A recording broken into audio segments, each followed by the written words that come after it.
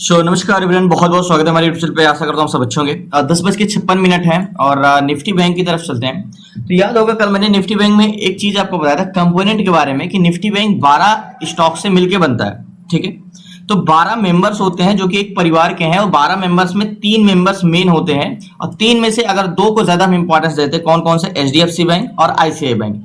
ये 2 बैंक ऐसे होते हैं जिसपे 50% पूरा बैंक निफ्टी निर्भर होता है और एक स्टॉक और होता है, याद नहीं है मुझे, और उस पर 18%।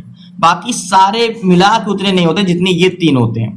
तो मैंने हमेशा बोला था कि आपको डाटा रीड करने के लिए हमेशा याद रखिए बहुत कुछ देखना है। ऑप्शन अगर आप ट्रेड कर रहे हो तो इतना आसान नहीं होता ट्रेड करना। अब सबसे पहले मैंने 2 चीज आपको बताया। मार्केट अगर गैप अप होगा तो किस पे ट्रेड करना होगा। अगर मार्केट का डाटा पॉजिटिव है तो हमेशा, मार्केट गैप अप हो तो एक बार आपको फीबो लगाना है।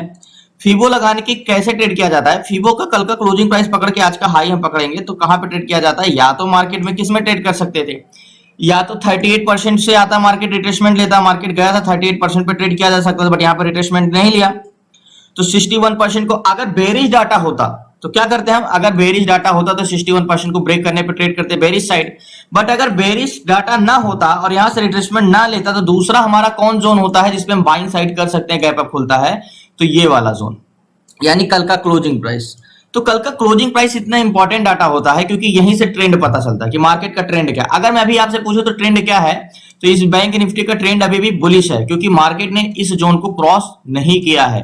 तो कल का क्लोजिंग प्राइस हम जो ये जोन का पकड़ेंगे तो मार्केट जब तक इसके ऊपर है, मार्केट का ट्रेंड क्या है?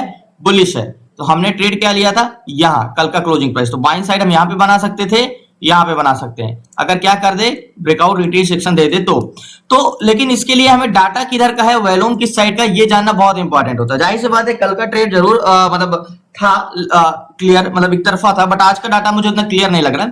तो सबसे पहले वन डे टाइम फ्रेम में लगाते हैं और वन डे टाइम फ्रेम में लगाने के बाद आपको एक चीज सामने दिखी जाती है कि एक बड़े टाइम फ्रेम में असेंडिंग चैनल है। रोज मैं आपको बताता हूँ मार्केट कुछ इस जोन से बना हुआ है, कुछ ऐसे बना है मार्केट, असेंडिंग चैनल ये, और नीचे एक सपोर्ट बना हुआ है। ठीक है, अब नीचे सपोर्ट और ऊपर रेजिस्टेंस बना हुआ है मार्केट, और यहां से क्या कर रहा है मार्केट? यहां से रिवर्सल लिया, रेजिस्टेंस पे कंसोलिडेशन करके ब्रेकआउट दिया और वापस। तो मार्केट तो यहां तक तो जा सकता है, वो तो हमें भी पता है मार्केट यहां तक जा सकता है। जैसे मैंने एग्जैक्टली अगर आपके पास ट्राइंगल बनेगा तो कभी ये वाला फीबो लगाइएगा ये वाला जोन तक, ऐसे नहीं तो एक आप ऐसे भी लगा सकते हो ये वाले जोन पे, एग्जैक्टली यहाँ का। जस्ट 1 मिनट, मैं यहाँ का लगाता हूं तो आपको समझ में आ जाएगा।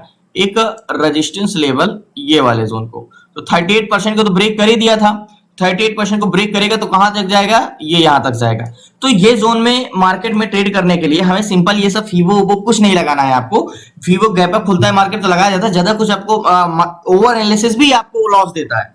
मींस 4 तरह की लाइन, बहुत से लोगों को देखते हो कि एक लाइन यहां से खींच रहे हैं, एक लाइन यहां से ड्रॉ कर रहे हैं, फिर एक लाइन एक ऐसे रेजिस्टेंस बना रहे हैं। ये सब आपको फिर सिर्फ कंफ्यूज करता है और कुछ नहीं करना। मेन आप डायरेक्शन देखो और एक सिंपल जोन, हॉरिजॉन्टल जोन और नेक लाइन ड्रॉ करो, और आपको कुछ नहीं ड्रॉ करना। तो मार्केट हम कब तक सेफ है, बुलिश कब तक है? जब तक इस प्राइस के मार्केट ऊपर है, क्लोजिंग प्राइस के ऊपर है। तो यहां से क्या है, मार्केट इस क्लोजिंग प्राइस से मार्केट क्या ऊपर जाएगा, मतलब ट्रेंड कंटिन्यू बुलिश रखेगा, यहां से यह ट्रेंड रिवर्स करेगा, यानी ये बैंक निफ्टी यहां से नीचे गिरेगा। ये समझने के लिए हमें फिर से चलना पड़ेगा ऑप्शन चेन में। और ऑप्शन चेन का डाटा क्या है, मैंने कल बताया था कि कंपोनेंट पहचानने के लिए हमें कैसे देखना होगा। तो आज मैं आपको बताता हूं कंपोनेंट। पहले हम देख लेते हैं डाटा क्या है। तो पहले बैंक निफ्टी का लगाया, मैंने आपको बार बार बताता हूं कि मार्केट को पहले आपको सबसे पहले किसको देखना है। मार्केट में 2 लोग होते हैं, सेलर और बायर। लेकिन बायर को मार्केट की स्ट्रेंथ बताते हैं और मार्केट किधर जाना चाहता है ये बताता है, लेकिन प्रतिरोधक किधर के हैं वो सेलर बताता है। तो सबसे पहले हम किसको देखेंगे? सेलर को देखेंगे। तो सेलर मार्केट में कहां पे है एग्जैक्टली? लास्ट तक जो मैं बता रहा था कि सेलर, अब आपको मैं रोज बताता हूं कि भाई सेलर 2 टाइप के होते हैं, call seller and put seller. देखो मार्केट का सेंटिमेंट पहचानने के लिए एक बार में आप चीजें नहीं समझ पाते हो कि कॉल सेलर और कौन होते हैं, पुट सेलर। ये 2 लोग होते हैं बस, एग्जैक्टली इनका इंटेंशन समझ लो और ये कब प्रतिरोधक ज्यादा होते हैं कब कम होते हैं, कॉल सेलर और पुट सेलर।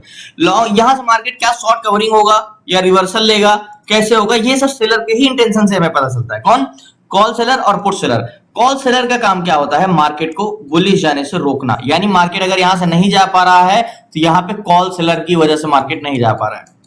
ठीक है, अब पुट सेलर का काम होता है, ये होते हैं सी यानी कॉल, और नीचे पुट सेलर होते हैं सपोर्ट, यानी मार्केट अगर नीचे जाने से रोकने वाले। अगर मार्केट यहां से नीचे नहीं गिरने पाया तो ये कौन है? ये पुट सेलर है। अब मजबूत कौन है? ये मार्केट को रोक कौन पाएगा? पुट सेलर रोक पाएंगे या कॉल सेलर रोक पाएंगे? ये हम कैसे जानेंगे? मतलब मार्केट में कौन टूटेगा, यहाँ पे ऊपर रेजिस्टेंस टूटेगा या नीचे सपोर्ट टूटेगा? ये समझने के लिए हमें पहले सारी चीजें इरेज करते हैं और ऑप्शन चेन में चलते हैं। सिंपल सा स्मूथ कैसे हमें एनालिसिस करना है। सबसे पहले हम देखेंगे बैंक निफ्टी में क्या एक्चुअल में आप पीसीआर देख लेते हो, लेकिन पीसीआर का मतलब क्या होता है? कभी कभी नेगेटिव पीसीआर में भी पॉजिटिव मार्केट चला जाता है, कभी पॉजिटिव पीसीआर में भी नेगेटिव मार्केट चला जाता है। वो कैसे होता है? मैंने आपको 0.10 का चेंजेस बताया, अगर कंटिन्यू बढ़ रहा है कंटिन्यू घट रहा हो तो कैसे करना है। तो कैलकुलेटर ओपन करते हैं, ध्यान समझिएगा। ऑप्शन चेन में जो हमारा पीसीआर है, यानी PC means P means put seller, C means call seller, R का मींस इन दोनों को डिवाइड करके रेशियो यानी अनुपात निकालना, ठीक है। तो जो पुट सेलर है, पुट सेलर का क्या काम है? मार्केट को नीचे जाने से रोकना। एक बार रिफ्रेश कर लेते हैं। तो पुट सेलर मार्केट में है 36,56,609। कितने? 36,56,609। ये पुट सेलर है और इनका इंटेंशन 36 लाख लोग मार्केट को नीचे जाने से रखते हैं। डिवाइड करो कॉल सेलर को 39,21,437। 39,21,437। ओके, तो यहाँ पे देखो पुट सेलर की संख्या 36,56,609 है और कॉल सेलर 39,21,437 है। तो कौन ज्यादा है मार्केट में, कॉल सेलर या पुट सेलर? जाहिर सी बात है कॉल सेलर बोलोगे भाई, कॉल सेलर 39,21,000 और पुट सेलर 36 लाख, तो पीसीआर क्या है? नेगेटिव। अब देखो इसको हमें किस वे में लेना है? एक्सट्रीमली नेगेटिव लेना है या नॉर्मली या इक्वल लेना है? तो पीसीआर है 0.93। तो मैंने एक क्लास में बताया है आपको कि देखो जब पीसीआर, ध्यान से समझिएगा, पीसीआर 0.92 के आसपास रहता है तो हम उसे क्लोज टू 1 ही मानते हैं, क्लोज टू 1 ही मानते हैं। यानी क्लोज टू 1 का बोलने का रीजन मेरा, क्लोज टू 1 ही मानते हैं, इसके बोलने का रीजन मेरा कि मार्केट में 1 के आसपास का पीसीआर है, यानी कॉल सेलर और पुट सेलर इक्वल है, बहुत ज्यादा चेंजेस नहीं है। तो मार्केट में अगर आगे जाने से रोकने वाले की 10 है और नीचे जाने से रोकने वाले 9 है, तो इनको हम कहीं ना कहीं इक्वल मानते हैं कि बहुत ज्यादा जनसंख्या नहीं है कि ऊपर जाने से रोकने वाले। तो हम ऐसे पे करते हैं buy on support and sell on resistance, मतलब मार्केट वॉल्यूम के हिसाब से काम करते हैं। लेकिन अभी नहीं, अभी इतनी जनसंख्या हो गई है 0.90 का पीसीआर। अब हमें ये देखना है कि पीसीआर क्या चेंजेस हुए हैं, क्या घटा है। तो 0.90 है। ओके, एक बार निफ्टी ट्रेडर में चलते हैं। देखो स्मूथ आपको खुद पता चल जाएगा, एनालिसिस जिस हिसाब से कर रहे हैं वो आपको खुद पता चल जाएगा कि ट्रेड आपको लेना किधर का है। ओके, तो निफ्टी ओपन इंटरेस्ट में चलते हैं और यहाँ पे चेंज इन पीसीआर के बारे में समझते हैं। चेंज इन पीसीआर यानी बैंक निफ्टी और बैंक निफ्टी में यहाँ पे पीसीआर में चेंजेस क्या हुए। तो पुट कॉल रेशियो यहाँ पे चलते हैं और ये मार्केट में देखो एग्जैक्टली अगर मैं बात करूं तो शुरू में मार्केट ऊपर गया बट पीसीआर ऊपर गया, फिर मार्केट गिरा तो पीसीआर, फिर पीसीआर ऊपर गया। देखो मैं जब आपको बताया हूं कि जब मार्केट के साथ साथ क्या होने लगे, पीसीआर बढ़े और घटे, तो वहां के जोन पे हमें मार्केट में पीसीआर को ज्यादा लाइटली लेना, ज्यादा मतलब सीरियस नहीं लेना है, क्योंकि वो मार्केट सेलर का खुद का इंटेंशन यहाँ पे कुछ नहीं। मार्केट ऊपर जा रहा है तो कॉल सेलर क्लोज कर रहे हैं, मार्केट नीचे जा रहा है तो पुट सेलर क्लोज कर रहे हैं, फिर ऊपर जा रहे हैं। मतलब मार्केट के साथ साथ पुट सेलर पीसीआर कंटिन्यू नहीं हो रहा है कि मार्केट कहीं भी जा रहा हो सेलर कंटिन्यू बढ़ते जा रहे हो, ऐसा नहीं है। तो यहाँ पे पीसीआर का आज इंपॉर्टेंस कुछ हाई नहीं है यहाँ पे, यानी मार्केट के साथ साथ पीसीआर क्लोजिंग ओपन कर रहा है प्राइस, तो यहाँ पे हमें इसका भी कोई भी मतलब बेनिफिट मिलने वाला नहीं है सेलर का। तो यहाँ पे मार्केट है कहाँ पे एक्चुअल में? मार्केट अगर मैं इसका 1 डे टाइम फ्रेम में लूंगा तो कल का क्लोजिंग प्राइस क्या है? तो कल का क्लोजिंग प्राइस मार्केट में ये वाला जोन का है, ठीक है। 5 मिनट टाइम फ्रेम में अगर लगाएंगे तो ऐसे, ठीक है, ये जोन पे कहां पे 290 का। तो मैं जो लाइन ड्रॉ करूंगा मैं 300 का लाइन ड्रॉ करूंगा। तो मैंने जो राउंड फिगर जोन लिया 49,300 का लिया, ठीक है।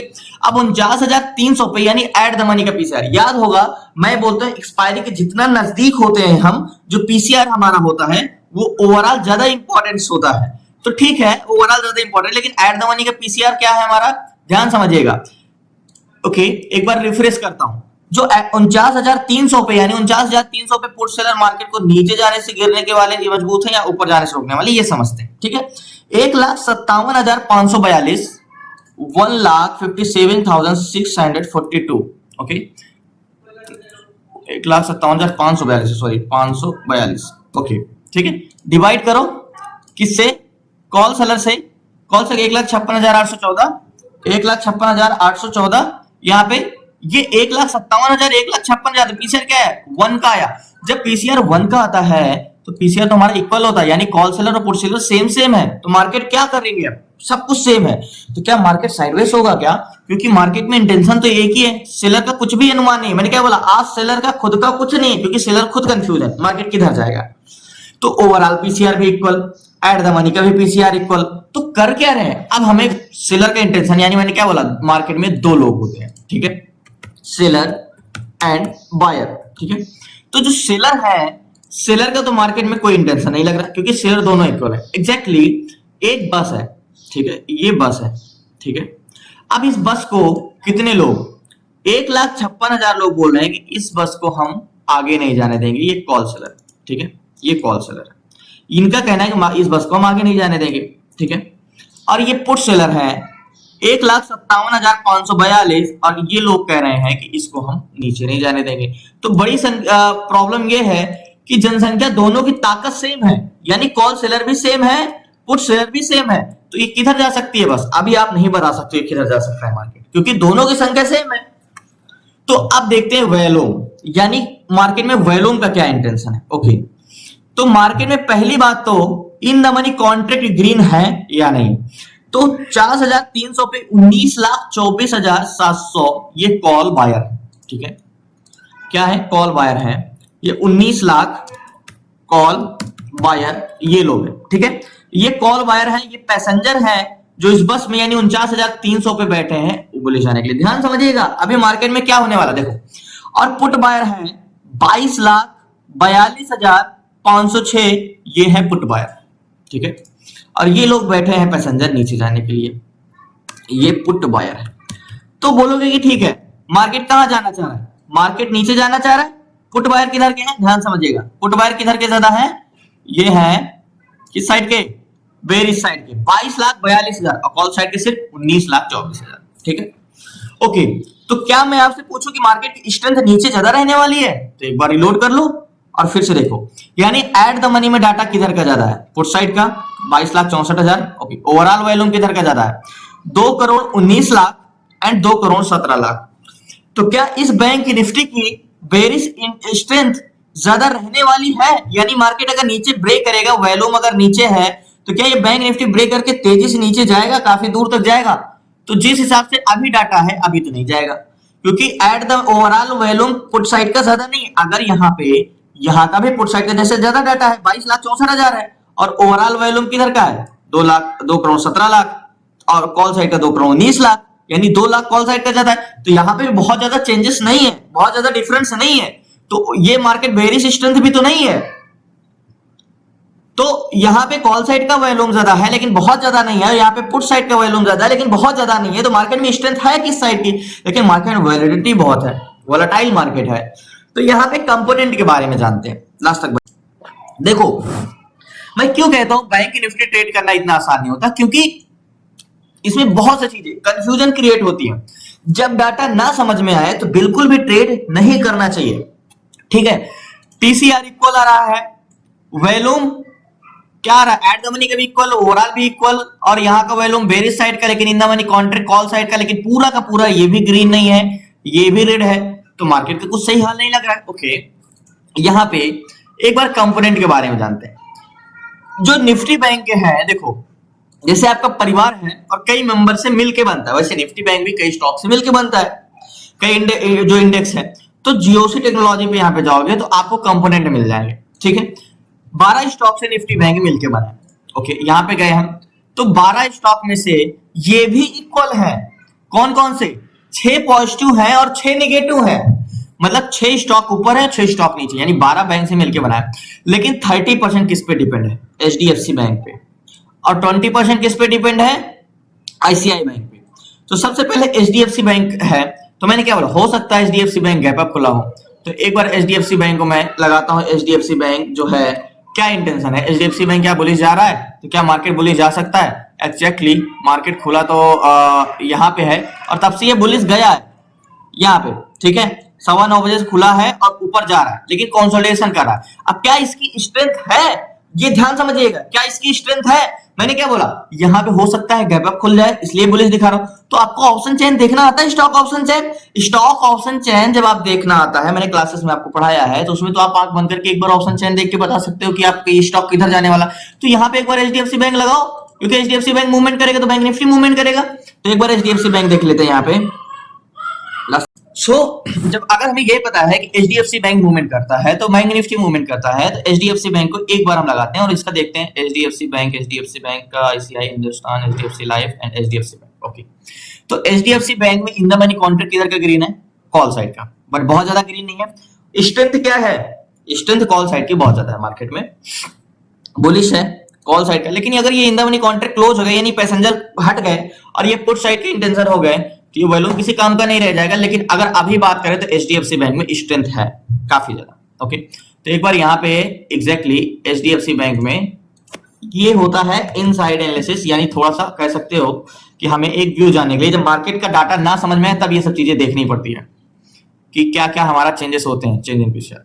तो जो एचडीएफसी बैंक में कंटिन्यू पुट सेलर ऐड हो रहे हैं, तो निफ्टी बैंक का बेरिश इंटेंशन तो नहीं बन सकता क्योंकि एचडीएफसी बैंक में बिल्डअप हो रहे हैं। ठीक है, तो निफ्टी बैंक में जहां तक है कि ओवरऑल भले क्लोज है मार्केट में, यहाँ पे बेरिश साइड का डाटा है। निफ्टी बैंक एक बार लगाता हूं, निफ्टी बैंक निफ्टी, क्योंकि यहाँ पे एचडीएफसी बैंक का कंटिन्यू पॉजिटिव डाटा है हमारा, और यहाँ पे 23,60,000 volume, 20,01,000 volume, overall volume 2,26,00,000 and 2,24,00,000, 2 lakh का डिफरेंस है। तो वेट करते हैं लास्ट तक। सो अभी डाटा को कह सकते हो कि क्लियर कट तो कुछ है नहीं, और जैसे मैंने कंपोनेंट बताया और भी चीजें बताया, सारी चीजें, तो थोड़ी देर यहाँ पे कुछ डाटा का चेंजेस होने का वेट करते हैं। कुछ जब तक ग्रीन नहीं होता, रेड नहीं होता, देखते हैं। मेरे हिसाब से तो नो ट्रेडिंग जोन है अभी। देखो जो थोड़े बहुत ग्रीन में थे वो भी क्लोज हो गए, एंड एक 66 एंड एक 63, और ओवरऑल वैल्यू में 2,30,000, 2,28,000, इधर 2 ही लाख का अभी भी डिफरेंस है। तो इंतजार करते हैं, लास्ट तक बने रहिए, अभी कोई ट्रेडिंग जोन नहीं है। सो फाइनली देखो, मार्केट में कहते हैं जबरदस्ती का ट्रेड नहीं किया जाता। मीन्स अगर आपको चीजें सही डायरेक्शन में ना मिले। अब मार्केट 300 को ब्रेक किया है, यानी क्लोजिंग प्राइस को इसने ब्रेक कर दिया। ठीक है, 300 के जोन को ब्रेकआउट दिया, रिटेस्ट किया, रिजेक्शन दिया, नेकलाइन दे देता, कैंडल्स क्लोज होकर मार्केट बेरिश भी जा रहा है। तो आप बोलोगे बेरिश ट्रेड तो ले सकते थे ना। देखो मैंने क्या बोला, जब तक डाटा ना समझ में आए तो हमें ट्रेड नहीं करना चाहिए। अभी तो मुझे डाटा क्लियर नहीं मिल रहा है मुझे। ठीक है, अब देखो यहां से चेंजेस होके अब इधर के कॉन्ट्रैक्ट ग्रीन में होने लगे हैं। कॉल सेलर 1,69,000 हो गए, 1,65,000 हो गए, लेकिन ओवरऑल वैल्यूम 2,39,00,000 है, 2,36,00,000 है। तो इसकी बहुत ज्यादा स्ट्रेंथ रहने वाली नहीं है बेरिश साइड की। तो मैंने क्या बोला, बेरिश ट्रेड में नहीं ले सकता। हाँ, एक तरीके से तब ले सकता था जब यहाँ पे पुट साइड का वैल्यूम 25,20,000 है, और एट द मनी वैल्यूम ज्यादा है, और ओवरऑल वैल्यूम क्या है, पुट साइड का ज्यादा है। तो यहाँ पे दोनों, sorry, overall volume call side का ज्यादा है। अगर वैल्यूम यहाँ का भी बड़ा होता पुट साइड का, और यहाँ का भी बड़ा होता, तो मैं ट्रेड ले सकता था। प्लस जीओसी में हमने गए थे, याद होगा, ऑप्शन चैन में, निफ्टी ट्रेडर में, जब हमने एचडीएफसी बैंक का सेलर का देखा था, तो एचडीएफसी बैंक में पुट सेलर कंटिन्यू इंक्रीज हो रहे हैं। तो बेरिश ट्रेड लेने का कोई रीजन नहीं। ठीक है, गिर रहा है, गिरने दो मार्केट में। ये इस तरीके का ट्रेड आपको लगता है कभी कभी यार छूट गया, लेकिन मुझे नहीं लगता है ये कि छूट गया, क्योंकि मेरे जोन से मार्केट में ट्रेड मेरे बेस पे है ही नहीं है। तो जाने दो इसको, कहीं मिलता है तो देखते, नहीं तो आजकल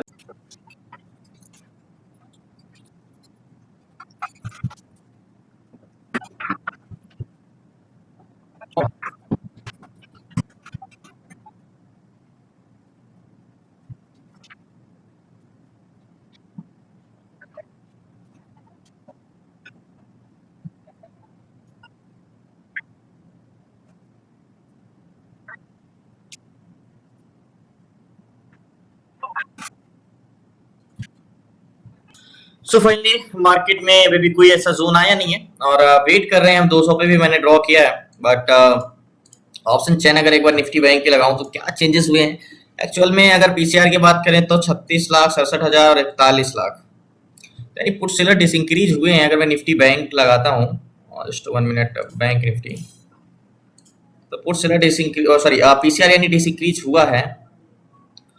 पुट कॉल रेशियो,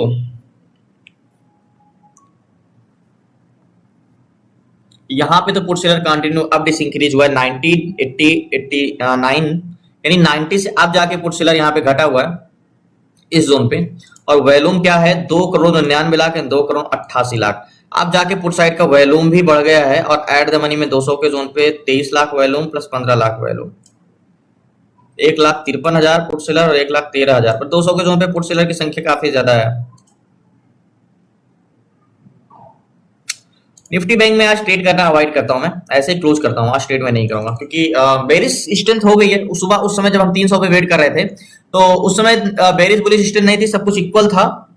बट अब पीसीआर भी इंक्रीज हो गया है, इन द मनी कॉन्ट्रैक्ट भी अच्छे खासे बन गए हैं, और 200 के जोन पे 24 लाख वॉल्यूम, 15 लाख वॉल्यूम, यानी स्ट्रेंथ भी है, बट 1,13,000 और 1,53,000। पुट सेलर यहाँ पे काफी बड़े हुए थे, इतना आसानी से इसको ब्रेक नहीं करने देंगे। 36,46,000। तो आज कंफ्यूजिंग काफी क्रिएट हो रहा है, तो आज ट्रेड को ऐसे अवॉइड करते हैं। बहुत बहुत धन्यवाद आप लोगों को लास्ट तक बने रहने के लिए। बाकी कल मिलते हैं न्यू ट्रेड न्यू शेयर के साथ। आपको जुड़ना है, क्लासेस में सीखना है, तो डिस्क्रिप्शन में नंबर है, आप उससे व्हाट्सएप करके जुड़ सकते हैं। और 6 मंथ की क्लासेस में स्टॉक इंट्राडे कैसे करना है, stock SIP, option selling, option buying, A to Z सारी चीजें, तो आप जुड़ सकते हैं। धन्यवाद आपका, शुक्रिया लास्ट तक। सो जो मैंने निफ्टी बैंक में ट्रेड नहीं किया था, इसके पीछे का रीजन यही था कि बैंक निफ्टी दोनों साइड मूवमेंट कर सकता था, उसका क्लियर कट डाटा नहीं था। 2 बज रहे हैं अभी, याद होगा पहले हम निफ्टी बैंक में 300 के जोन पे वेट कर रहे थे, बट 300 पे मुझे कुछ समझ में नहीं आया, तो 200 पे फिर वेट किए। मार्केट देखो, मार्केट में मैंने आपको बताया था ना कि वॉल्यूम और पीसीआर का सही कॉन्सेप्ट नहीं है। एचडीएफसी बैंक कंटिन्यू बुलिश जा रहा था, मतलब उसका मार्केट में गिरने का एचडीएफसी बैंक का कोई भी जोन ऐसा नहीं था। तो जाहिर सी बात है, मैंने बताया था बेरिश भी जा रहा है, तो इसकी बेरिश स्ट्रेंथ नहीं रहने वाली है। तो मैंने इसीलिए ट्रेड नहीं लिया था, क्योंकि कहीं से भी वो रिवर्सल कर सकता था। ठीक है, अगर आपने 200 पे ट्रेड लिया, आपका टारगेट मिल गया तो अच्छी बात है, बट रिस्क था।